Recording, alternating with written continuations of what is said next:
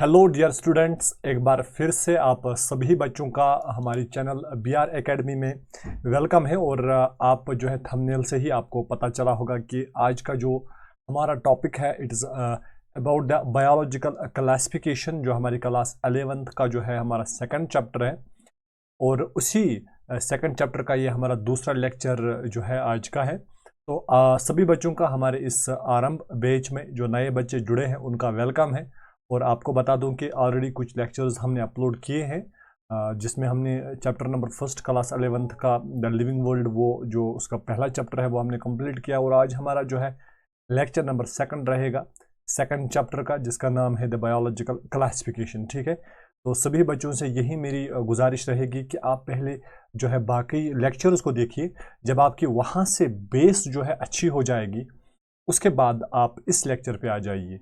ठीक है, क्योंकि चीज़ें तब आपको समझ में आती है जब आप पहले से चीज़ों को देखते हैं।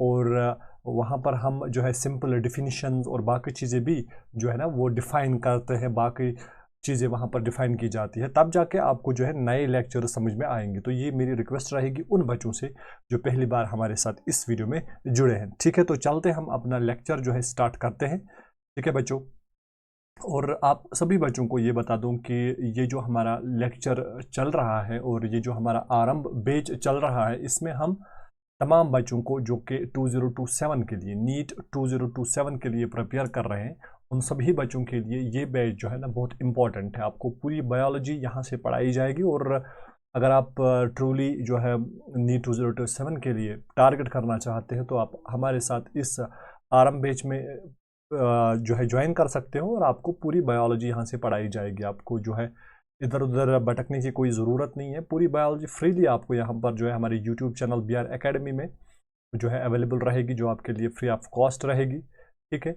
और आप अपना डाउट भी पूछ सकते हैं। अगर जो है इस लाइव इस जो हमारा अभी वीडियो चल रहा है इसके कमेंट बॉक्स में अपना डाउट आप पूछ सकते हैं। ठीक है, और बाकी जो भी हमारे अपडेट्स होते हैं वो भी मैं आपको जो है यहाँ पर लाने की कोशिश करता हूँ। चलिए जी, फिलहाल हम पढ़ते हैं हमने कौन सी चीज़ें ऑलरेडी डिस्कस की हुई है, उन चीज़ों के बारे में हम बात करेंगे। एज वी नो, हमने कैरोलस लीनियस के बारे में पढ़ा। कैरोलस लीनियस जो है 1752 में इन्होंने जो है टू किंगडम क्लासिफिकेशन लाई। उसके बाद अर्नेस्ट हैकल ने 1866 में थ्री किंगडम्स की जो क्लासिफिकेशन है वो उन्होंने दी। उसके बाद हर्बर्ट कोपलैंड ने 1956 में फोर किंगडम क्लासिफिकेशन।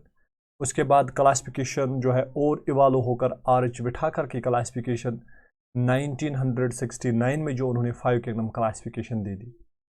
ये सभी क्लासिफिकेशन जो है किंगडम बेस्ड क्लासिफिकेशन, ये सभी चीज़ें जो है हम डिफाइन करेंगे।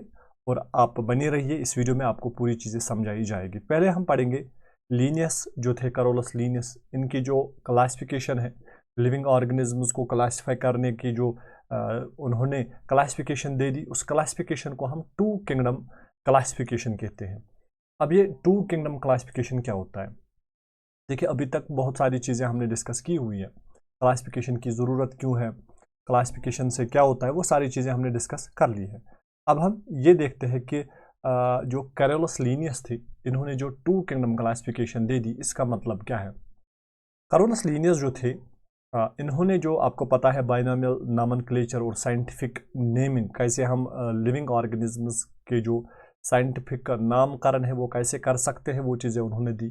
ठीक है, और इन्होंने ही ये कहा कि जो लिविंग ऑर्गेनिजम्स हैं, जितने भी लिविंग ऑर्गेनिजम्स दुनिया पर प्रेजेंट है, इनको दो हिस्सों में, दो किंगडम्स में इन्होंने डिवाइड किया। ठीक है, एक किंगडम का उन्होंने नाम रखा किंगडम प्लांटी, और दूसरे किंगडम का इन्होंने जो नाम रखा दैट इज किंगडम एनिमिलिया। ठीक है, दो बुक्स उन्होंने पब्लिश की, जहां पर आप देख सकते हो ऊपर लिखा हुआ है। एक तो है स्पीसीज प्लेंटेरम जो 1753 में उन्होंने पब्लिश की। उसके बाद सिस्टम नेचुरिया जो है उन्होंने पब्लिश की। ठीक है, चलिए जी, ये तो उनकी बात बुक्स की बात होगी, पब्लिकेशंस की बात होगी। अब टू किंगडम्स जो उन्होंने लिविंग ऑर्गेनिजम्स की, इसमें नंबर फर्स्ट जो है वो आपका किंगडम प्लांटिया आता है और दूसरा किंगडम एनिमिलिया आता है। ठीक है, अब किंगडम जो हमारे पास प्लांटिया है, जो कैरोलस लीनियस थे, इन्होंने किंगडम प्लांटिया में किन ऑर्गेनिजम्स को रखा। नंबर फर्स्ट इन्होंने क्या क्राइटेरिया रखा, इन्होंने यही क्राइटेरिया रखा कि हम जो है किंगडम प्लांटी में उन लिविंग ऑर्गेनिजम्स को रखेंगे जिनकी सेल्स में सेल वॉल प्रेजेंट हो। फर्स्ट क्राइटेरिया क्या रखा गया कि लिविंग ऑर्गेनिजम्स जिनकी सेल्स में सेल वॉल प्रेजेंट हो। आप जानते हैं कि जो सेल वॉल होता है, सेल वॉल होता है प्लाज्मा मेम्ब्रेन के बाहर एक स्ट्रक्चर, प्लाज्मा मेम्ब्रेन के बाहर सेल स्ट्रक्चर आपने पढ़ा होगा। फॉर एग्जांपल ये हमारी कोई सेल है, इस सेल का जो आउटर कवरिंग होती है normally we call it plasma membrane, और इस प्लाज्मा मेम्ब्रेन के बाहर कुछ सेल्स में क्या होता है, एक एक्स्ट्रा लेयर होता है जिसे हम सेल वॉल कहते हैं। और ये जो सेल वॉल होता है ये बहुत सारे लिविंग ऑर्गेनिज्म में प्रेजेंट होता है, जैसे कि प्लांट्स में, ठीक है, जैसे कि फंजे में, बैक्टीरिया में, ठीक है। कुछ एग्जांपल्स मैंने आपको दे दी जहां पर प्लाज्मा मेम्ब्रेन के बाहर एक और कवरिंग होती है जिसे हम सेल वॉल कहते हैं। अब कैरोलस लीनियस ने जो किंगडम प्लांटी दिया, उन्होंने पहला क्राइटेरिया यही रखा कि इस किंगडम प्लांटी में वो लिविंग ऑर्गेनिजम्स आएंगे, रखेंगे, जिनको जो है प्लाज्मा मेम्ब्रेन के बाहर एक और कवरिंग प्रेजेंट होगी, जिस कवरिंग को सेल वॉल कहा जाता है। सेल वॉल क्या होता है, इसकी क्या फंक्शंस हैं, फिलहाल आप ये समझिए कि जो सेल वॉल होता है इसका यही काम होता है कि ये एक सेल को जो है रिजिडिटी प्रोवाइड करता है, स्ट्रेंथ प्रोवाइड करता है, ठीक है। तो एक तो ये, दूसरा ये कि ये जो सेल वॉल होता है, ठीक है, ये सेल की शेप को मेंटेन करने में भी हेल्प करता है। और अभी मैंने बता दिया कि ये जो सेल वॉल होता है ये कहाँ कहाँ पर प्रेजेंट होता है, ठीक है। ये चीज़ें मैंने आपसे डिस्कस कर ली। अब हम देखते हैं जो प्लांट्स, अभी हमने बता दिया कि किंगडम प्लांटी में उन लिविंग ऑर्गेनिजम्स को रखा गया जिनकी सेल्स के अराउंड सेल वॉल प्रेजेंट हो। दूसरा, वो लिविंग ऑर्गेनिजम्स, एक तो सेल वॉल प्रेजेंट होना चाहिए और दूसरा वो लिविंग ऑर्गेनिजम्स ऑटोट्रॉफिक होने चाहिए। क्या होनी चाहिए? ऑटोट्रॉफिक। अब ऑटोट्रॉफिक क्या होता है, आपने छोटे क्लासेस में भी पढ़ा होगा कि वो लिविंग ऑर्गेनिज्म जो अपना फूड खुद बनाते हो, जो अपना फूड खुद प्रिपेयर करते हो, उन्हें ऑटोट्रॉफिक कहा जाता है। तो पहला क्राइटेरिया सेल वॉल प्रेजेंट होना चाहिए। सेकंड क्राइटेरिया रखा गया कि वो ऑटोट्रॉफिक होने चाहिए, खुद अपने जो है अपना फूड प्रिपेयर करना चाहिए। थर्ड क्राइटेरिया जो इन्होंने रखा कि ये जो किंगडम प्लांटी है इसमें वो लिविंग ऑर्गेनिजम्स आएंगे जिनके पास सेल वॉल प्रेजेंट, ऑटोट्रॉफिक और मूवमेंट ना दिखाते हो, यानी एक जगह से दूसरी जगह वो मूव नहीं करते होंगे, तो उन्हें किंगडम प्लांटी में रखा जाएगा। तो ये तीन क्राइटेरिया लीनियस ने दिए किंगडम प्लांटी के लिए कि किंगडम प्लांटी में उन लिविंग ऑर्गेनिजम्स को रखा जाएगा जिनके पास सेल वॉल हो, जिनकी न्यूट्रिशन ऑटोट्रॉफिक हो और जो मूवमेंट ना दिखाते हो। उसके बाद सेकंड किंगडम जो है, जिन्हें हम जो है किंगडम एनिमिलिया कहते हैं। किंगडम एनिमिलिया में उन लिविंग ऑर्गेनिजम्स को रखा जाए जिनके पास सेल वॉल ना हो, ठीक है, यानी जिनकी सेल्स के अराउंड जो है प्लाज्मा मेम्ब्रेन के बाहर सेल वॉल प्रेजेंट ना हो, ठीक है, फर्स्ट क्राइटेरिया। सेकंड क्राइटेरिया कि ये जो एनिमिलिया होनी चाहिए ऑर्गेनिजम्स, ये हेटेरोट्रॉफिक होनी चाहिए। मतलब हेटेरोट्रॉफिक मतलब क्या होता है कि ऐसे लिविंग ऑर्गेनिजम्स जो अपना फूड खुद तैयार ना कर पाए, जैसे कि हम इंसान, डॉग्स, ठीक है, हम अपना जो है फूड खुद तैयार नहीं कर पाते, हमें जो है फूड के लिए दूसरे ऑर्गेनिजम्स पर डिपेंडेंट रहना पड़ता है। जैसे कि हम जो है प्लांट्स को जो है खाते हैं, ठीक है, हम किसी एनिमल को खाते हैं, ठीक है, तो we are dependent on other organisms for food. तो ऐसे लिविंग ऑर्गेनिजम्स को जो है एनिमिलिया में रखा जाए, ठीक है। तीसरा क्राइटेरिया जो है, ये जो लिविंग ऑर्गेनिजम्स होते हैं जो किंगडम एनिमिलिया में रखे जाए वो मूवमेंट करने चाहिए, ठीक है। तो तीन क्राइटेरिया दिए जो है लीनियस ने। क्या क्या? प्लांटी में वो ऑर्गेनिजम्स रखे गए जिनमें सेल वॉल प्रेजेंट हो, जो ऑटोट्रॉफिक हो, जो मूवमेंट ना दिखाते हो। एनिमिलिया में उन लिविंग ऑर्गेनिजम्स को रखा जाए जो एक तो जिनके पास सेल वॉल ना हो, सेकंड जो ऑटोट्रॉफिक न्यूट्रिशन दिखाते हो, थर्ड जो मूवमेंट करते हो। तो ऐसे लिविंग ऑर्गेनिजम्स को लीनियस ने एनिमिलिया में रखा। तो ये था लीनियस का टू किंगडम क्लासिफिकेशन। ये तीनों जो मैंने अभी आपको बता दिए कौन कौन से कैरेक्टर्स, ये आपको याद रखने होंगे। ठीक है, तो अब हम थोड़ा सा देख लेते हैं कि क्या ये जो क्लासिफिकेशन है इसमें सबसे बड़ी जो लिमिटेशन थी वो क्या रही। ठीक है, सबसे बड़ी लिमिटेशन जो है दैट इज़ अबाउट उन ऑर्गेनिजम्स के बारे में, जैसे कि यूग्लिना। यूग्लिना आपने पढ़ा होगा। यूग्लिना जो है एक यूनिसेलुलर जो है एक लिविंग ऑर्गेनिज्म है। ठीक है, इसे कहाँ पर रखा जाए, क्या इसे किंगडम एनिमिलिया में रखा जाए या किंगडम प्लांटी में रखा जाए, ये एक बड़ी लिमिटेशन थी लीनियस की। क्योंकि लीनियस ने जो टू किंगडम क्लासिफिकेशन दे दी उसमें कोई भी ऐसा क्राइटेरिया नहीं रखा गया कि how to distinguish between prokaryotes and eukaryotes, unicellular और मल्टीसेलुलर, ऑटोट्रॉफस और हेटेरोट्रॉफस, इनको जो है डिफरेंशिएट करने के लिए कोई ऐसा क्राइटेरिया नहीं रखा गया था। हम जानते हैं कि जो यूग्लिना होता है, देखिए यूग्लिना में क्या मतलब, क्यों हम कहते हैं कि जो टू किंगडम क्लासिफिकेशन है लिविंग ऑर्गेनिजम्स को क्लासिफाई करने के लिए, इट्स नॉट एनफ। देखिए यूग्लिना जो है ना, number first it is photosynthetic, तो हम कहेंगे कि ये प्लांट किंगडम प्लांटी में आना चाहिए क्योंकि फोटोसिंथेसिस दिखाता है, ऑटोट्रॉफिक है। ठीक है, लेकिन अगर हम दूसरी चीज़ देख लें, यूग्लिना जो होता है ये मोटाइल होता है, मूवमेंट करता है, तो मूवमेंट तो एनिमल्स दिखाते हैं। अब कहाँ पर रखा जाए इसको, अगर हम इसको प्लांट्स में रखेंगे क्योंकि ये ऑटोट्रॉफिक है, लेकिन इसमें एक क्राइटेरिया तो एनिमल्स का भी है ना कि ये मोटाइल है, तो एक बड़ी प्रॉब्लम थी जो कि हमें पेश आई, और फिर हमें जो है इस किंगडम ऑफ क्लासिफिकेशन को भी ये कहना पड़ा कि ये सफिशेंट नहीं है। ठीक है, तो ऐसे भी हमारे पास बहुत सारे लिविंग ऑर्गेनिजम्स हैं जो बोथ, जिनमें एनिमल्स के भी कैरेक्टर्स और प्लांट्स के भी कैरेक्टर्स हैं। तो इसलिए अब एक नई क्लासिफिकेशन की ज़रूरत पड़ी कि इन लिविंग ऑर्गेनिजम्स को एक अलग ग्रुप में रखा जाए। और अभी मैंने आपसे ये भी बात की कि जो लीनियस की क्लासिफिकेशन थी वहाँ पर प्रोकैरियोट्स और यूकैरियोट्स को डिफरेंशिएट करने के लिए, या ऐसे ऑर्गेनिज्म जो प्रोकैरियोट्स होंगे उन्हें कहाँ पर रखा जाए, कोई ऐसी जो है कोई क्राइटेरिया नहीं रखा गया। यूकैरियोट्स को अलग ग्रुपिंग करने के लिए कोई क्राइटेरिया नहीं रखा गया। प्रोकैरियोट्स क्या होते हैं, प्रोकैरियोट्स ऐसे लिविंग ऑर्गेनिजम्स होते हैं जिनके पास जो सेल्स होती है उन सेल्स में न्यूक्लियस नहीं होता है। ठीक है, ये हमारी कोई सेल है, इसमें न्यूक्लियस नहीं है, तो इसे हम प्रोकैरियोटिक सेल कहेंगे। और ऐसे लिविंग ऑर्गेनिज्म जो यूकैरियोट्स होते हैं, यूकैरियोट्स में क्या होता है, ट्रू न्यूक्लियस प्रेजेंट होता है। तो ये डिफ्रेंसिएशन जो है, ये डिफ्रेंसिएशन लिविंग ऑर्गेनिजम्स को करने के लिए लीनियस ने जो है अपनी टू किंगडम क्लासिफिकेशन में इख्तियार नहीं की। उसके बाद यूनिसेलुलर वर्सेस मल्टीसेलुलर भी जो है ना, इसमें भी इन्होंने कोई क्राइटेरिया नहीं रखा। यूनिसेलुलर वो ऑर्गेनिजम्स होते हैं जिनके पास, जिनकी बॉडी में सिर्फ एक ही सेल हो, ठीक है, जो एक ही सेल के बने हुए होते हैं। और multicellular organisms are those organisms which contain more than one cell in their body, मतलब उनकी बॉडी में एक से ज़्यादा सेल्स प्रेजेंट होती हैं। और इन्होंने जो है बाकी और भी कुछ क्राइटेरियाज थे जहाँ पर ये फेल हो गए, लेकिन ये कुछ इंपॉर्टेंट क्राइटेरियाज थे।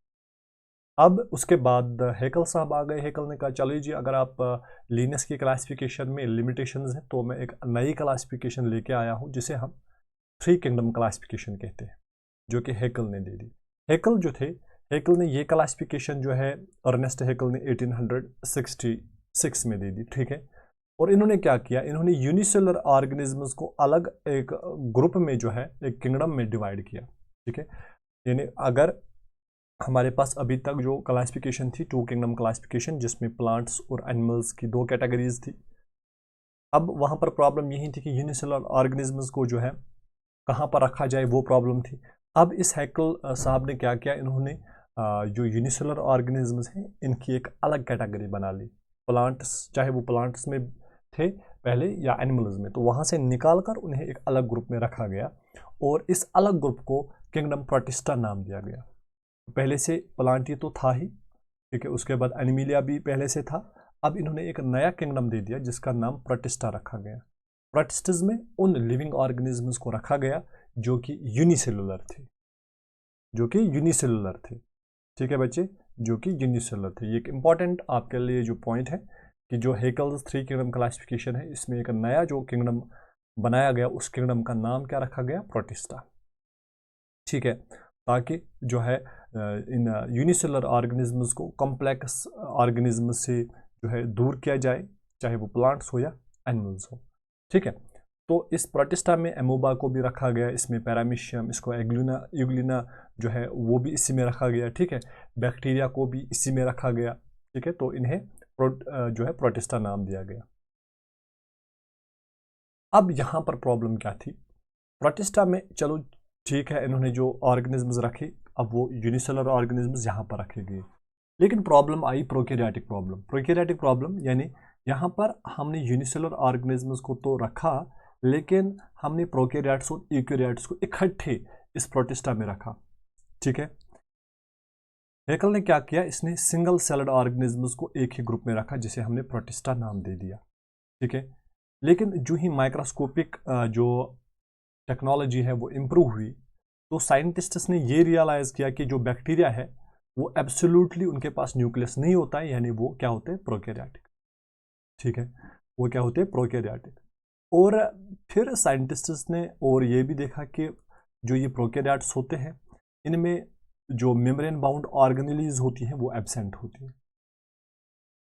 ठीक है, इनमें जो है मेम्ब्रेन बाउंड ऑर्गेनेलीज एब्सेंट होती है, लेकिन प्रोटिस्टा में जो है दोनों ऑर्गेनिजम्स को जो है रखा गया था इससे पहले। ठीक है, और बाकी जो लिविंग ऑर्गेनिजम्स इसमें रखे गए प्रोकैरियोट्स के अलावा, यूकैरियोट्स, उसमें उनमें तो एक तो न्यूक्लियस भी था और मेम्ब्रेन बाउंड ऑर्गेनेलीज भी थी। ठीक है, तो उन्हें क्या कहा जाता है, उन्हें यूकैरियोट्स कहा जाता है। जैसे कि हमारी सेल्स क्या है, हम यूकैरियोट्स है, क्योंकि हमारी सेल्स में न्यूक्लियस भी प्रेजेंट है और membrane bound organelles, cell organelles भी प्रेजेंट है, मेम्ब्रेन बाउंड सेल ऑर्गेनेलीज भी प्रेजेंट है, जैसे कि माइटोकॉन्ड्रिया, क्लोरोप्लास्ट। ठीक है, तो ये मेम्ब्रेन बाउंड ऑर्गेनेलीज होती है, और भी कुछ ऑर्गेनेलीज हैं। तो ये एक बड़ी प्रॉब्लम आई कि जो मिक्सिंग की गई प्रोटिस्ट्स में दोनों प्रोकैरियोट्स और यूकैरियोट्स को रखा गया। ठीक है, तो ये प्रॉब्लम यहाँ पर हेकल्स की क्लासिफिकेशन में आ गई। उसके बाद जो है एक नए साइंटिस्ट आ गए जिनका नाम था कोपलैंड। जो कोपलैंड थे, इन्होंने क्या किया, कोपलैंड ने बैक्टीरिया को आइसोलेट किया, यानी अलग किया प्रोटिस्ट्स से, यानी प्रोकैरियोट्स को अलग किया बाकी प्रोटिस्ट्स से, इन बैक्टीरिया को अलग किया, यानी प्रोकैरियोट्स को अलग किया बाकी प्रोटिस्ट्स से, यानी बाकी प्रोटिस्ट्स जो है उनका एक अलग ग्रुप बनाया गया और बैक्टीरिया का एक अलग ग्रुप बनाया गया। इन साइंटिस्ट का जो पूरा नाम था, इनका नाम था हर्बर्ट एफ कोपलैंड। ठीक है, और इन्होंने एक नया किंगडम जो है इंट्रोड्यूस किया, जिस किंगडम का नाम रखा गया किंगडम मोनेरा। ठीक है, जो हमारे हेकल साहब थे, इन्होंने प्रोटिस्टा जो है किंगडम इंट्रोड्यूस किया था, लेकिन जो कोपलैंड थे, इन्होंने जो किंगडम दिया इसका नाम रखा गया मोनेरा। ठीक है, और मोनेरा जो है स्पेसिफिकली टू सेपरेट प्रोकैरियोट्स, इसमें रखे गए, कौन रखे गए इसमें प्रोकैरियोट्स रखे गए, वो लिविंग ऑर्गेनिजम्स जिनके पास मेम्ब्रेन बाउंड सेल ऑर्गेनेलीज ना हो और जिनके पास कोई भी ट्रू न्यूक्लियस ना हो, तो उनका एक अलग ग्रुप बनाया गया जिसे किंगडम मोनेरा कहा गया। ठीक है, और इनको बाकी यूकैरियोटिक लाइफ फॉर्म से अलग किया गया। ठीक है, अब हमें समझ में आ गया कि अब जो हमारे कोपलैंड थे, इन्होंने क्या दिया, इन्होंने एक नया किंगडम इंट्रोड्यूस किया, जिस किंगडम का नाम था किंगडम मोनेरा। किंगडम मोनेरा में किन लिविंग ऑर्गेनिजम्स को रखा गया, नंबर फर्स्ट उन लिविंग ऑर्गेनिजम्स को रखा गया जो कि प्रोकैरियोटिक है, यानी जिनके पास ट्रू न्यूक्लियस नहीं हो। ठीक है, नो न्यूक्लियस। एंड आपको पता ही है जो मोनेरा होते हैं जो कि प्रोकैरियोटिक होते हैं। ठीक है, जैसे कि बैक्टीरिया, इनमें जो राइबोसोम्स होते हैं, राइबोसोम्स आपने पढ़ा होगा, राइबोसोम्स ये वो सेलुलर स्ट्रक्चर्स होते हैं जो कि प्रोटीन बनाने में हेल्प करते हैं। ठीक है, आगे हम पढ़ेंगे, जब जब जब नए लेक्चर्स हमारे आएंगे तो हम वहाँ पर देखेंगे कि जो राइबोसोम्स होते हैं ये प्रोटीन्स बनाते हैं। क्या बनाते हैं, प्रोटीन्स। इन राइबोसोम्स के दो टाइप्स होते हैं। ठीक है, एक तो होते हैं 70S एंड 80S। ठीक है, 70S और 80S जो है, 70S जो है ये प्रोकैरियोटिक सेल्स में प्रेजेंट होते हैं और 80S जो है ये यूकैरियोटिक सेल्स में प्रेजेंट होते हैं। ठीक है, 70S राइबोसोम्स जो है एक तो प्रोकैरियोट्स में प्रेजेंट होते हैं, दूसरे ये क्लोरोप्लास्ट में भी प्रेजेंट होते हैं और माइटोकॉन्ड्रिया में भी प्रेजेंट होते हैं। फिलहाल समझाने के लिए आप याद रखेंगे, समझने के लिए आप याद रखेंगे कि जो किंगडम मोनेरा होता है इसमें वो लिविंग ऑर्गेनिजम्स रखे गए जो कि प्रोकैरियोटिक है, जिनके पास न्यूक्लियस नहीं है और जिनके पास 70S राइबोसोम्स प्रेजेंट हो। ठीक है, अब इनको बाकी यूनिसेलुलर ऑर्गेनिजम्स से अलग किया गया। अब प्रोटिस्ट्स में जो है किन लिविंग ऑर्गेनिजम्स को रखा गया होगा, उन लिविंग ऑर्गेनिजम्स को प्रोटिस्ट्स में रखा गया होगा जो कि यूनिसेलुलर हैं, लेकिन इनके पास जो सेल है वो यूकेरियोटिक सेल है, यानी इनके पास एक ट्रू न्यूक्लियस प्रेजेंट है। ठीक है, न्यूक्लियस प्रेजेंट, और इनके पास जो राइबोसोम्स हैं वो कौन से हैं, 80S राइबोसोम्स। ठीक है, बाकी प्लांटी और एनिमिलिया को जो है रखा गया यहाँ पर भी। तो यहाँ पर फिलहाल कितनी किंगडम्स आ गई, 4, kingdom Monera, kingdom Protista, kingdom Plantae and kingdom Animalia. थोड़ा सा रिवाइज फिर से इसको कर लेते हैं, जो कि कोपलैंड की जो ये थ्योरी थी, ये जो क्लासिफिकेशन थी, किंगडम मोनीरा में प्रोकैरियोट्स को रखा गया और किंगडम प्रोटिस्टस में यूनिसेलुलर यूकेरियोट्स को रखा गया। अब यहाँ पर भी एक जो बड़ी लिमिटेशन थी वो थी फंजी की। ठीक है, फंजी की क्या यहाँ पर लिमिटेशन रही, जो फंजे हैं इसको हिस्टोरिकली जो है प्लांट्स के साथ रखा जाता था। ठीक है, क्योंकि ये देखा जाता है जो फंजे होता है प्लांट्स की तरह ये रूटेड होता है। ठीक है, आपने देखा होगा ना, फंजे जो है ज़मीन में होता है ऐसे, और जैसे प्लांट्स के रूट्स होते हैं वैसे ही ये भी रूटेड लगता है, और इसलिए इसको प्लांट्स के साथ रखा गया था इन द ग्राउंड। ठीक है, एंड हैव सेल वॉल्स, और अगर हम देखेंगे फंजे के सेल्स को तो इसके पास सेल वॉल प्रेजेंट, इसमें सेल वॉल प्रेजेंट होता है इसकी सेल्स में। ठीक है, तो दो चीज़ें प्लांट्स के साथ मिलती हैं फंजे की, नंबर फर्स्ट प्लांट्स की तरह रूटेड होना ग्राउंड में, और दूसरा ये कि इनके पास सेल वॉल्स हैं। तो इन्हें किसके साथ रखा गया था, प्लांट्स के साथ। लेकिन जो ही बायोकेमिस्ट्री जो है इवॉल्व हुई, बायोकेमिस्ट्री से हमें यही पता चला कि देयर इज़ अ डिफरेंस। जो फंजे हैं इनको प्लांट्स के साथ ना रखा जाए, क्योंकि इनके कुछ करेक्टर्स हैं जो कि इनको प्लांट्स के साथ ग्रुपिंग करवाने में हेल्प तो नहीं करते हैं।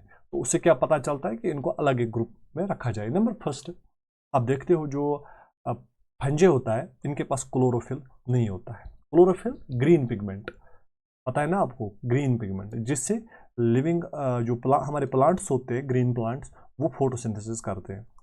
जब वो फोटोसिंथेसिस करते हैं तो उस फोटोसिंथेसिस से क्या होता है, वो अपना फूड खुद बनाते हैं। ठीक है, दैट मेक्स देम ऑटोट्रॉफिक। तो जब ये देखा गया कि जो फंजे होते हैं, फंजे के पास तो क्लोरोफिल नहीं है, that means they are not autotrophic, ये ऑटोट्रॉफिक नहीं हो सकते, खुद अपना फूड नहीं बना पाएंगे। तो इसीलिए फिर ये भी देखा गया कि जो फंजे हैं ये हेटेरोट्रॉफिक है। क्या है, हेटेरोट्रॉफिक मीन्स कि ये अपना फूड खुद तैयार नहीं कर पाते हैं। ठीक है, ये दूसरे लिविंग ऑर्गेनिज्म से अपना फूड डिराइव करते हैं।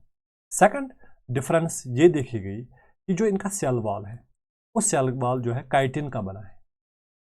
ठीक है, प्लांट्स में अभी हम देखेंगे, प्लांट्स में अगर हम बात करेंगे दे आर फोटोसिंथेटिक, उनमें क्लोरोफिल प्रेजेंट होता है, और ऑटोट्रॉफिक, ये एक डिफरेंस है।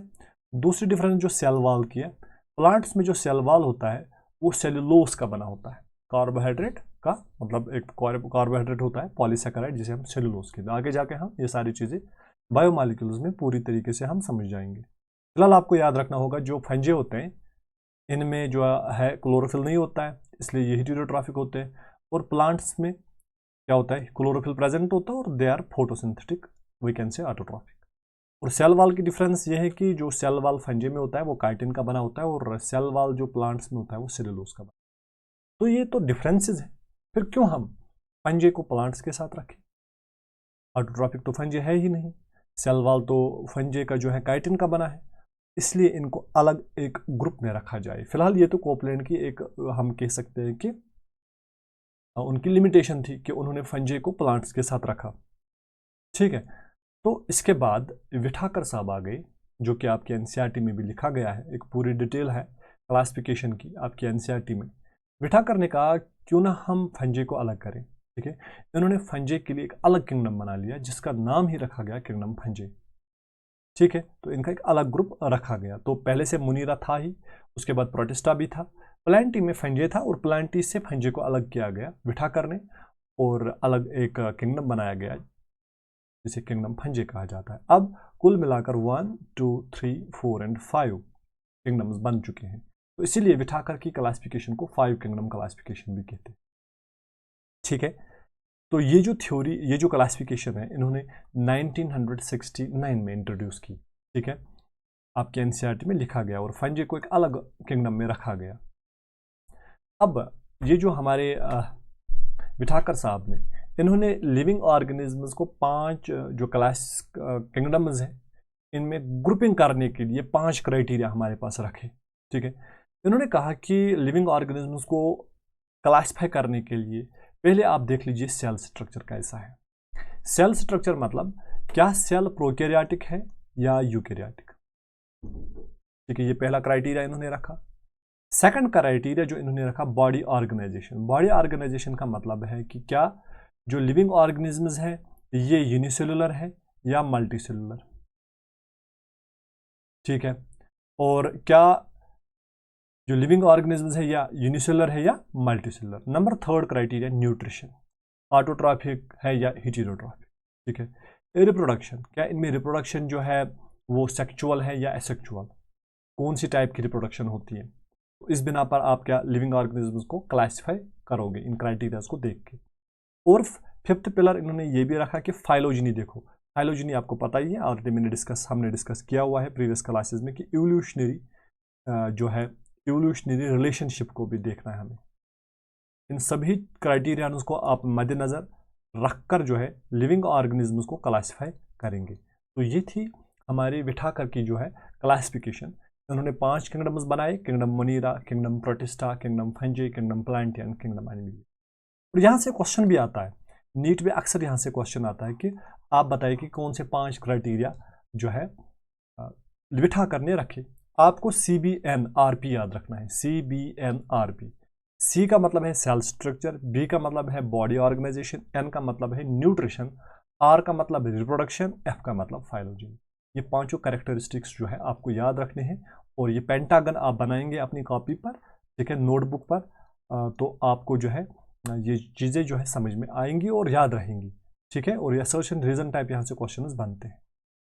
और मुझे उम्मीद है कि सभी बच्चे जितने भी अभी इस वीडियो को देख रहे होंगे, इस लेक्चर को देख रहे होंगे, वो अपनी कॉपी जो है ना, नोटबुक, वो मेंटेन कर रहे होंगे। देखिए, अगर आप नोटबुक नहीं बनाते हो तो लेक्चर देखना कोई फ़ायदा आपको नहीं देगा। और साथ में जब आप अपनी नोटबुक बनाओगे, कलरफुल नोटबुक बनाओ, ठीक है, ताकि चीज़ें जो है समझने में, पढ़ने में आपको मज़ा आ जाए।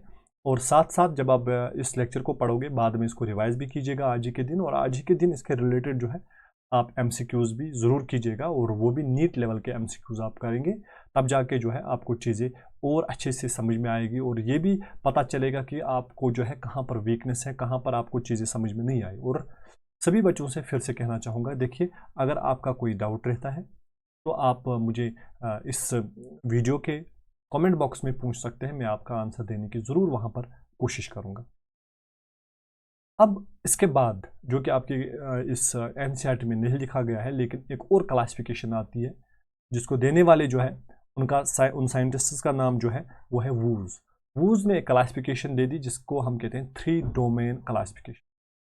ठीक है, कार्ल वूज ने 1990 में जो है 3 डोमेन वाली क्लासिफिकेशन दे दी। ठीक है, 3 डोमेन वाली क्लासिफिकेशन इन्होंने दी कार्ल वूज ने 1990 में।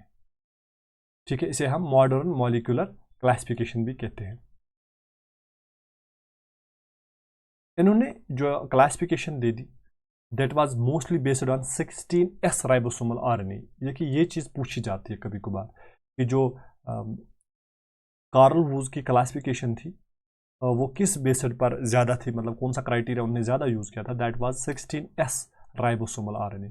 आप जानते हैं जो राइबोसोमल RNA होता है, ठीक है, राइबोसोमल RNA के डिफरेंट टाइप्स होते हैं, तो एक टाइप है उसमें से 16S राइबोसोमल RNA।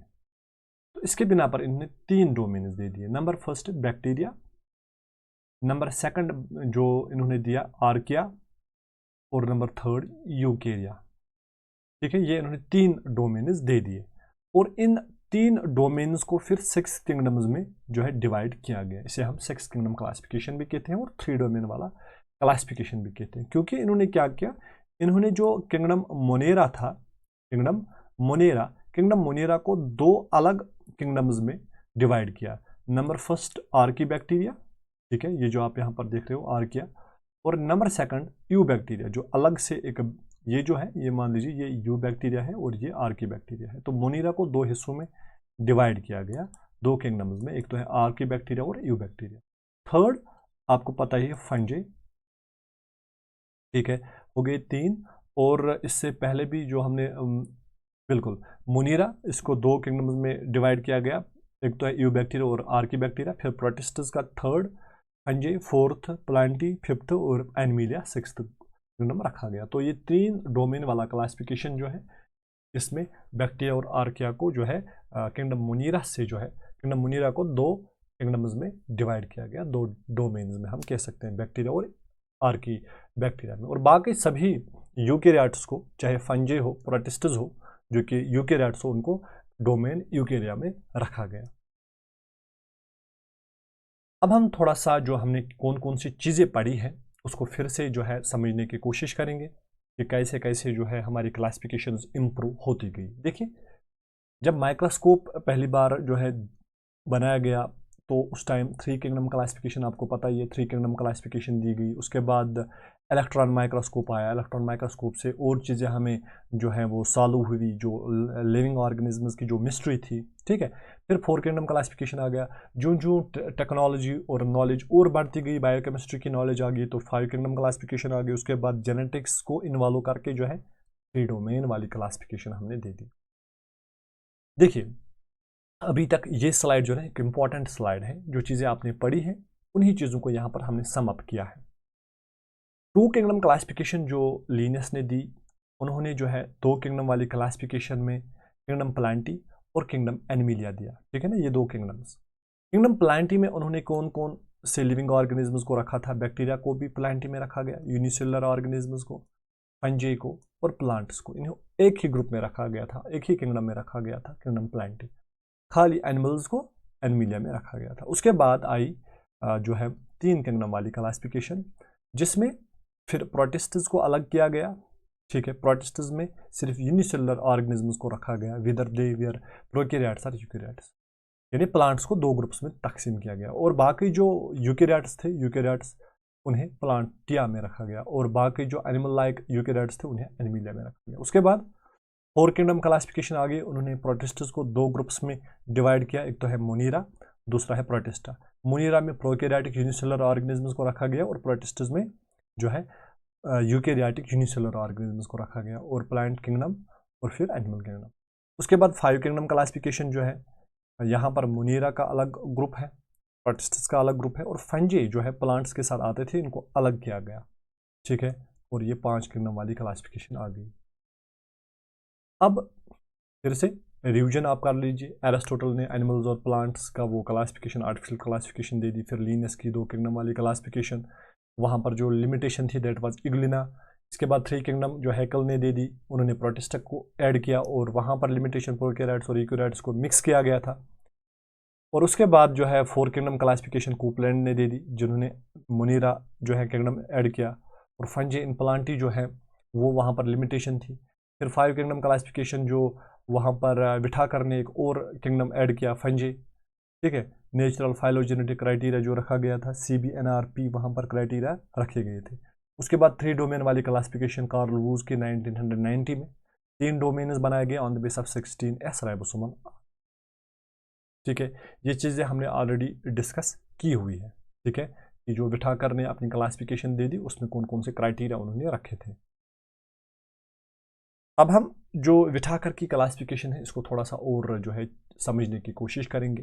विठाकर ने मोनीरा में जो है पहले तो उन लिविंग ऑर्गेनिजम्स को रखा जिनका सेल टाइप प्रोकैरियोटिक टाइप था, यानी मोनीरा में उन लिविंग ऑर्गेनिजम्स को रखा गया जो कि प्रोकैरियोटिक थे, जिनके पास ट्रू न्यूक्लियस नहीं था। नंबर सेकंड, मोनीरा में उन लिविंग ऑर्गेनिजम्स को रखा गया जो कि प्रोकैरियोटिक थे और उनका जो सेल वॉल है वो नॉन सेलुलोसिक, यानी सेल वॉल सेलुलोज का नहीं बना था, वो पॉलीसैकेराइड और एमाइनो एसिड्स का बना था, ठीक है। तो उन्हें कहाँ पर रखा गया, उन्हें मोनीरा में रखा। थर्ड, बॉडी ऑर्गेनाइजेशन जो इनकी है, पता ही है कि सेलुलर लेवल की बॉडी ऑर्गेनाइजेशन है, यानी सिर्फ एक सेल ये बने हुए living organism. Nuclear membrane, as we know, Monera में तो न्यूक्लियर मेम्ब्रेन जो है न्यूक्लियर मेम्ब्रेन एब्सेंट होता है, क्योंकि प्रोकैरियोट्स है तो इनमें जो है जो, एक मिनट ठहरिएगा, थोड़ा सा हम कलर चेंज कर लेते हैं पेन का। तो यहाँ पर जो है न्यूक्लियर मेम्ब्रेन जो है वो एब्सेंट है, न्यूक्लियर मेम्ब्रेन एब्सेंट, ठीक है। और अगर हम इनकी न्यूट्रिशन की बात करेंगे, क्योंकि 5 क्राइटेरियाज रखे गए, एक तो है सेल टाइप, ठीक है, सेल टाइप भी हमने देख लिया, सेल वॉल, बॉडी ऑर्गेनाइजेशन, ठीक है, और फोर्थ रिप्रोडक्शन वो भी रखा गया, और फिफ्थ पॉइंट जो कि इंपॉर्टेंट है that is mode of nutrition. Monerans जो है ये ऑटोट्रॉफिक होते हैं, अपना फूड खुद बनाते हैं, और इसके भी जो है 2 तरीके होते हैं, या तो ये कीमोसिंथेटिक हो सकते हैं, कीमो ऑटोट्रॉफिस, या तो ये फोटो ऑटोट्रॉफिस होंगे, यानी लाइट को यूज़ करके अपना फूड बनाएंगे, या लाइट के बिना भी अपना फूड बना सकते हैं इनऑर्गेनिक सब्सटेंसेस, ठीक है। तो ये चीज़ हो सकती है। और मुनीरा में जो है खाली ऑटोट्रॉफ्स को नहीं बल्कि हेटेरोट्रॉफिक कुछ मुनीरन्स को भी रखा गया है। हेटेरोट्रॉफिक मतलब जो अपना फूड खुद नहीं बनाते, और इसके भी 2 टाइप्स है, या तो ये सेप्रोफाइटिक होंगे या तो ये पैरासाइटिक होंगे, ठीक है। उसके बाद जो है प्रोटिस्ट्स में उन लिविंग ऑर्गेनिजम्स को रखा गया जो कि यूकेरियोटिक है, प्रेजेंट इन सम, यानी सेल वाल कुछ प्रोटिस्ट्स में प्रेजेंट होता है, और इनकी जो सेल ऑर्गेनाइजेशन है दैट इज सेलुलर, न्यूक्लियस इनमें प्रेजेंट होता है, और इनमें जो न्यूट्रिशन होगी या तो ये ऑटोट्रॉफिक होती है या तो ये हेटेरोट्रॉफिक होती है, ठीक है। उसके बाद जो फंजे हैं, फंजे में यूकेरियोट्स को रखा गया, यहाँ पर भी तो यूकेरियोट्स है, लेकिन फ़र्क क्या है, यहाँ पर सेल वाल प्रेजेंट होता है और वो भी काइटिन का बना होता है, और इनकी ऑर्गेनाइजेशन या तो मल्टीसेलर हो सकता है, एक से ज़्यादा सेल्स होंगी, या लूज टिश्यू टाइप हो सकता है यहाँ पर, और मेम्ब्रेन प्रेजेंट होता है। थर्ड, फंजे जो होते हैं ना ये ऑटोट्रॉफिक नहीं होते, ये क्या होते हैं, हेटेरोट्रॉफिक। हेटेरोट्रॉफिक में भी ये या तो ये सेप्रोफाइटिक होंगे या पैरासाइटिक। उसके बाद किंगडम प्लांटी जो है, इनमें यूकेरियोटिक टाइप ऑफ सेल होती है, सेल वाल सेलुलोज का बना होता है, इनमें टिश्यू या ऑर्गन लेवल ऑफ ऑर्गेनाइजेशन होती है, न्यूक्लियस प्रेजेंट होता है एज वी नो, और इनकी जो न्यूट्रिशन होती है वो ऑटोट्रॉफिक फोटोसिंथेटिक होती है, यानी फोटो ऑटोट्रॉफिक। उसके बाद एनिमल्स, यहाँ पर भी सेल टाइप जो है वो यूकेरियोटिक होता है, ठीक है, और सेल वाल एब्सेंट होता है, एनिमल्स में सेल वाल एब्सेंट होता है, और टिश्यू ऑर्गन या organ system level of organisation यहाँ पर होती है, और जो न्यूक्लियस होता है वो प्रेजेंट होता है, और इनमें जो न्यूट्रिशन होती है वो या तो हेटेरोट्रॉफिक होगी, हेटेरोट्रॉफिक में भी या तो होलोज़ोइक या सेप्रोफाइटिक, ठीक है। तो ये क्राइटेरियाज जो विठाकर ने यूज़ किया अकॉर्डिंगली, जो इन्होंने 5 किंगडम्स दे दिए वो अभी हमने डिस्कस कर दिए। न्यूट्रिशनल डिवाइड, यानी अब न्यूट्रिशन की अगर हम बात करेंगे, यूकेरियोट्स को न्यूट्रिशन के बिना पर जो है डिवाइड करना। फॉर एग्जांपल यूकेरियोट्स को, कुछ यूकेरियोट्स जो है उनकी न्यूट्रिशन ऑटोट्रॉफिक होती है, यानी वो खुद अपना फूड बनाते हैं, उनको प्रोड्यूसर्स कहते हैं क्योंकि वो खुद अपना फूड बनाते हैं। उसमें आते हैं फॉर एग्जांपल फोटोसिंथेटिक ऑटोट्रॉफिस, यानी फोटोसिंथेसिस के जरिए अपना फूड बनाना, इसमें प्लांट्स आते हैं। उसके बाद कुछ यूकेरियोट्स जो है वो हेटेरोट्रॉफिक होते हैं, हेटेरोट्रॉफिक मतलब जो अपना खुद फूड नहीं बना पाते, ठीक है, और उन्हें डिकम्पोजर्स कहते हैं, वो डिकम्पोज करते हैं, ठीक है, उन्हें डिकम्पोजर्स कहते हैं। और डिकम्पोजर्स की जो ये हेटेरोट्रॉपिक न्यूट्रिशन होती है वो एब्जॉर्बेटिव नेचर की होती है। अब उसका मतलब क्या होता है, एब्जॉर्बेटिव नेचर का मतलब होता है, देखिए ये तो खुद अपना फूड नहीं बनाते, लेकिन ये क्या करते हैं, फूड को अपनी बॉडी से बाहर ही पहले डाइजेस्ट करते हैं, फिर उस डाइजेस्टेड फूड को एब्जॉर्ब करते हैं, ठीक है। मान लीजिए ये यहाँ पर कोई फूड है, ठीक है, और ये कोई हमारा डिकम्पोजर है, ये डिकम्पोजर क्या करेगा, इस फूड को बाहर ही पहले डाइजेस्ट करेगा, छोटे छोटे टुकड़ों में तोड़ देगा, और फिर इन छोटे छोटे फूड के टुकड़ों को एब्जॉर्ब करेगा, ठीक है। तो इसे हम ये कहेंगे कि ये जो होते हैं ये हेटेरोट्रॉफिक तो है लेकिन एब्जॉर्बेटिव है, बाहर ही फूड को डाइजेस्ट करते हैं, तोड़ते हैं, ठीक है। फिर उन न्यूट्रेंट्स को जब वो मतलब डाइजेस्ट होंगे, फिर उन न्यूट्रेंट्स को एब्जॉर्ब करते हैं, इसमें आते हैं फंजी, ठीक है। उसके बाद कुछ यूकेरियोट जो कि हेटेरोट्रॉफिक तो है लेकिन वो कंज्यूमर्स है। अब फर्क क्या है कंज्यूमर्स और डिकम्पोजर्स में, डिकम्पोजर्स में अभी आपने देखा कि वो एब्जॉर्बेटिव होते हैं, डाइजेशन उनकी बॉडी से बाहर ही होती है और फिर न्यूट्रेंट्स को वो एब्जॉर्ब करते हैं। अब हेटेरोट्रॉफिक कंज्यूमर्स क्या होते हैं, या तो ये होलोज़ोइक होंगे, ठीक है, या तो ये होलोज़ोइक होंगे या इंजेस्टिव होंगे, ठीक है, होलोज़ोइक या इंजेस्टिव। होलोज़ोइक का मतलब होता है कि वो जो है एक फूड का टुकड़ा होल वो जो है अंदर अपनी बॉडी में लेते हैं, ठीक है, इट्स होल फूड, चाहे वो उसका टुकड़ा हो, फूड का टुकड़ा हो या होल बॉडी को ही अंदर लेते हैं अपनी बॉडी में और फिर अंदर ही इनकी डाइजेशन होती है, ठीक है, डाइजेस्टिव इंटरनली, तो इन्हें कहते हैं हॉलोजोइक, ठीक है। इनमें एनिमल्स आते हैं, इनमें क्या आते हैं, एनिमल्स। तो हम ये कह सकते हैं कि जो एंटी है ना, वो यहाँ से भी आपको क्वेश्चन पूछ सकता है कि फंजी और एनिमल्स में न्यूट्रिशन के बिना पर क्या डिफरेंस है। फंजी क्या होते हैं, हेटेरोट्रॉपिक होते हैं लेकिन एब्जॉर्बेटिव होते हैं, और एनिमल्स क्या होते हैं, एनिमल्स होते हैं हेटेरोट्रॉपिक मगर इंजेस्टिव या हॉलोजोइक हम कह सकते हैं। आई होप कि यहाँ तक आपको समझ में आया होगा, ठीक है। डोमेन सिस्टम ऑफ क्लासिफिकेशन अभी मैंने बता दिया आपको कि कार्ल वूज ने 1900 जो है 90 में दे दी है, और ये सबसे highest level of biological classification है क्योंकि 5 किंगडम के बाद जो है that is this 3 domain classification, so it is highest level of biological classification. और इसमें क्या किया गया है, इसमें तमाम लिविंग ऑर्गेनिजम्स को 3 डोमेन्स में डिवाइड किया गया है ऑन द बेसिस ऑफ एक तो सेल स्ट्रक्चर, और सबसे इंपॉर्टेंट क्राइटेरिया राइबोसोमल आरएनए के बिना पर, ठीक है, और इसमें मॉलिक्यूलर बायोलॉजी को भी इन्वॉल्व किया गया है और इवोल्यूशनरी रिलेशनशिप को, ठीक है। अब जो डोमेन्स जो है अलग अलग किए गए बनाए गए कार्ल वूज के जानिब से, number first is domain bacteria, जिसे आप बैक्टीरिया भी कहते हैं। अब बैक्टीरिया में कौन से लिविंग ऑर्गेनिजम्स को रखा गया, बैक्टीरिया में वो लिविंग ऑर्गेनिजम्स को रखा गया जो कि प्रोकैरियोटिक है, बिल्कुल ठीक है, जिनमें क्या होगा, न्यूक्लियस प्रेजेंट नहीं है। सेकंड, ये होते हैं यूनिसेलुलर, इनमें एक ही सेल प्रेजेंट होती है, ठीक है।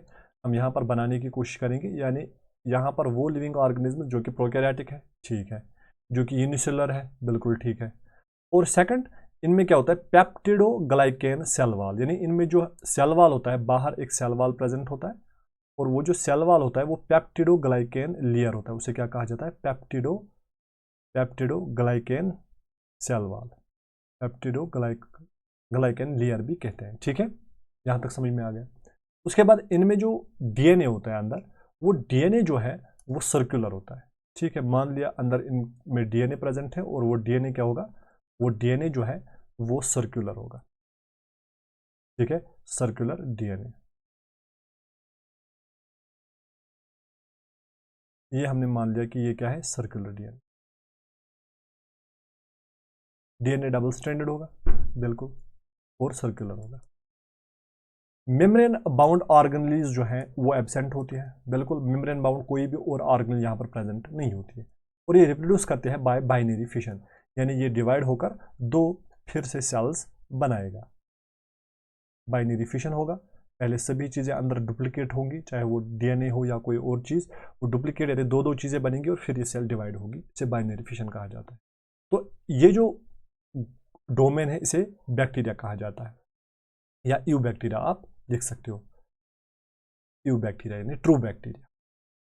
इसमें एग्जांपल आती है इकोलाई की, बैसिलस की, लैक्टोबैसिलस की, साइनोबैक्टीरिया, ठीक है। उसके बाद जो हमारा नेक्स्ट डोमेन है, ठीक है, डोमेन आर्किया, इनमें प्रोकैरियोट्स रखा गया, यूनिसेलुलर ऑर्गेनिजम्स, वहाँ पर भी तो प्रोकैरियोट्स है, यहाँ पर भी प्रोकैरियोट्स है, ये भी यूनिसेलुलर है, लेकिन एक इंपॉर्टेंट डिफरेंस, यहाँ पर जो सेल वॉल है, सेल वॉल में पेप्टिडोग्लाइकेन नहीं होता है, सेल वॉल लेक्स पेप्टिडोग्लाइकेन, यानी सेल वॉल प्रेजेंट है लेकिन उसमें पेप्टिडोग्लाइकेन प्रेजेंट नहीं होता है, तो ये एक डिफरेंस है, ये आप याद रखेंगे, यहाँ से क्वेश्चन पूछा जा सकता है। और इनमें जो मेम्ब्रेन होता है, मेम्ब्रेन यानी सेल मेम्ब्रेन, प्लाज्मा मेम्ब्रेन, उस मेम्ब्रेन में होते हैं कुछ यूनिक टाइप के लिपिड्स, यानी एक अलग किस्म के लिपिड्स। क्यों होते हैं, क्योंकि हम आगे पढ़ेंगे, क्योंकि ये उन एनवायरनमेंट्स में रहते हैं जो कि यूनिक एनवायरनमेंट्स हैं, इसलिए इनमें एडाप्टेशन होती है, कुछ चेंजेस होती है, और उन चेंजेस की वजह से ये उन एनवायरनमेंट्स में क्या होते हैं, एडाप्ट होते हैं। और ये क्या करते हैं, ये लिव इन एक्सट्रीम एनवायरनमेंट्स, यानी एक्सट्रीम एनवायरनमेंट्स में ये रहते हैं, या तो वहाँ पर एक्सट्रीम टेम्परेचर होगा, यानी ज़्यादा टेम्परेचर, या बहुत कम टेम्परेचर जो कि एक्सट्रीम कंडीशंस होती है, ठीक है, या तो वहाँ पर एसिडिटी एक्सट्रीम की होगी, पीएच कम होगा, बहुत कम, या पीएच ज़्यादा हो सकता है, तो एक्सट्रीम कंडीशंस में ये रहते हैं, ठीक है। अगर हम मॉलिक्यूलरली देखें तो ये ज़्यादा सिमिलर दिखते हैं यूकेरियोट्स के साथ, ठीक है, ये ज़्यादा सिमिलर दिखते हैं यूकेरियोट्स के साथ। इसलिए आप देखोगे जब भी आप इस टाइप की क्लासिफिकेशन देखोगे तो कुछ ऐसा होता है वहाँ पर, ठीक है। और इन्हें कहा जाता है यू बैक्टीरिया, ये डोमेन जो है। फिर आर्की बैक्टीरिया, तो इन आर्की बैक्टीरिया को थोड़ा सा क्लोज रखा गया है यूकेरियोट्स के साथ, क्योंकि इनमें थोड़ी सी मॉलिक्यूलर सिमिलैरिटी जो है वो मिलती है ज़्यादा यूकेरियोट्स के साथ as compare to eubacteria के साथ, ठीक है। एग्जाम्पल्स की बात करेंगे तो यहाँ पर एग्जाम्पल्स जो है मेथनोजेंस, हेलोफाइल्स और थर्मोएसिडोफाइल्स, ठीक है, ये एग्जाम्पल्स है आर्किया की। उसके बाद the domain Eukarya, domain Eukarya जो है इनमें वो ऑर्गेनिजम्स रखे गए जिनके पास यूकेरियोटिक सेल, ठीक है, यानी वो सेल्स जिनमें न्यूक्लियस प्रेजेंट हो, ठीक है, ट्रू न्यूक्लियस प्रेजेंट हो, बिल्कुल।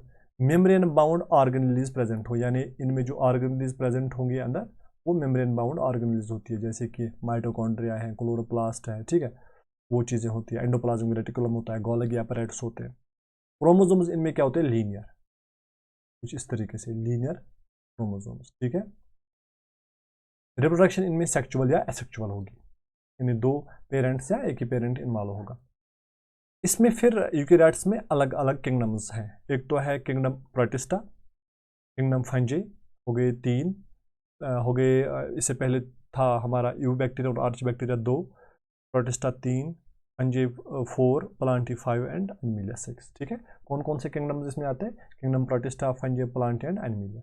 एग्जाम्पल्स इसमें एमोबा आता है, मशरूम आता है, मैंगो प्लांट आता है, ह्यूमंस, बाकी सारे यूकेरियोट्स इसी में आते हैं, ठीक है। अब थोड़ा सा मैंने टेबल बनाया है ताकि इस टेबल से आप पूरा कंपेयर कर पाओ कि 3 डोमेन क्लासिफिकेशन जो है इसमें क्या किया गया है, ठीक है। ये टेबल आप याद रखेंगे, इसको नोट करेंगे।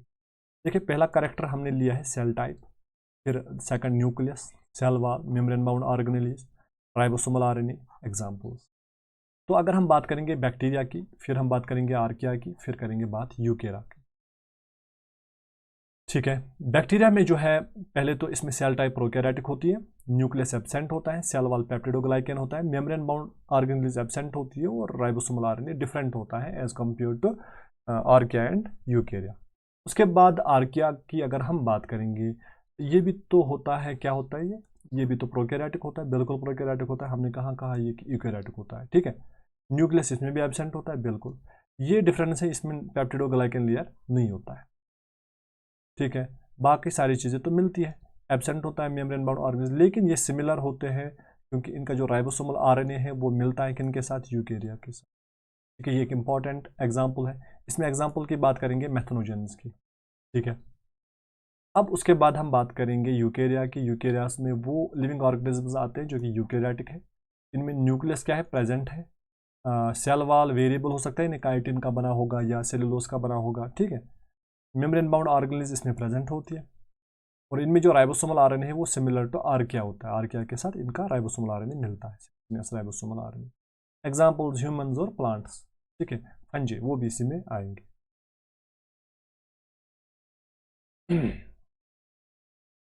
अब थोड़ा सा डिफरेंस आप यहां पर भी देखेंगे डोमेन और किंगडम में। डोमेन जो है it is the highest taxonomic rank, domain सबसे बड़ी टैक्सोनॉमिक रैंक होती है और किंगडम जो है ये बिलो डोमेन आता है, ठीक है। यानी डोमेन जो है हाईएस्ट टैक्सोनॉमिकल रैंक है, उसके बाद क्या आता है किंगडम, फिर आता है फाइलम। एनिमल्स की बात करेंगे तो इसी लेवल में प्लांट्स में क्या आता है डिवीजन, ठीक है। डोमेन, किंगडम, फाइलम और डिवीजन, फिर आपको पता ही है, फिर आता है क्लास, ऑर्डर, फिर आता है फैमिली, जीनस, फिर आता है स्पीशीज। तो सबसे टॉप या हाईएस्ट रैंक क्या है, सबसे हाईएस्ट रैंक है डोमेन की। डोमेन के बाद क्या आता है, बिलो डोमेन इज किंगडम। उसके बाद कितने डोमेन्स हैं, 3 डोमेन्स। किंगडम्स कितने हैं, 6 या 5। विठाकर की बात करेंगे तो 5 किंगडम है। कार्ल डोमेन, जो कार्ल वूज थे उनने 3 डोमेन्स दिए और उन 3 डोमेन्स में 6 किंगडम्स आते हैं। डोमेन जो है इट इज ज़्यादातर ये बेस्ड है राइबोसोमल आरएनए और मॉलिक्यूलर डाटा पे, वाइल एज जो किंगडम क्लासिफिकेशन है वो सेलुलर ऑर्गेनाइजेशन और न्यूट्रिशन के बिना पर दी गई है। डोमेन जो है कार्ल वूज ने क्लासिफिकेशन, जो डोमेन की क्लासिफिकेशन है 3 डोमेन्स दी, ये कार्ल वूज ने दिया है। और किंगडम टाइप ऑफ क्लासिफिकेशन जो है वो डिफरेंट साइंटिस्ट्स ने दिए, जैसे कि विठाकर। ठीक है, ये चीज़ें आपने पढ़ ली।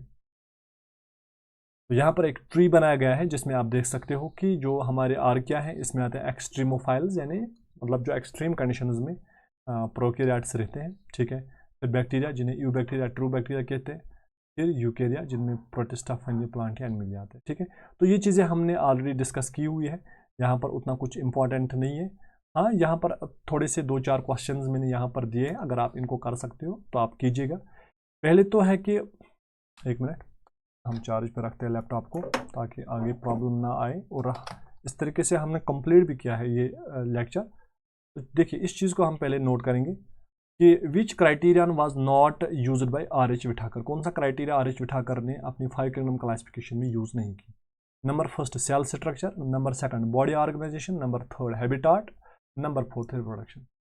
अगर आपने अच्छे से पढ़ा होगा तो हैबिटाट का तो हमने नहीं पढ़ा ना, हैबिटाट कहीं भी नहीं है, ऐसा क्राइटेरिया उन्होंने यूज ही नहीं किया, तो हैबिटाट आएगा। Second, Chlamydomonas and Chlorella we are placed in which kingdom of Whittaker. ये आपकी एनसीईआरटी में लिखा गया है, इन्हें प्रोटिस्टा में रखा गया है। ठीक है, because they are unicellular eukaryotes. What is the nature of the bacterial cell wall. जो बैक्टीरियल सेल वॉल है वो किसका बना है? Bacterial cell wall non cellulosic होता है, यानी पॉलीसैकेराइड्स और अमीनो एसिड से मिला हुआ, बना हुआ। ठीक है, assertion and reason type question है। असर्शन है जो 2 किंगडम क्लासिफिकेशन है जो कि लॉन्ग टाइम तक यूज की गई, वो इनएडुकेट पाएगी, यानी मतलब फिर देखा गया कि उसमें लिमिटेशंस थी। Reason, the system didn't distinguish between the eukaryotes and prokaryotes.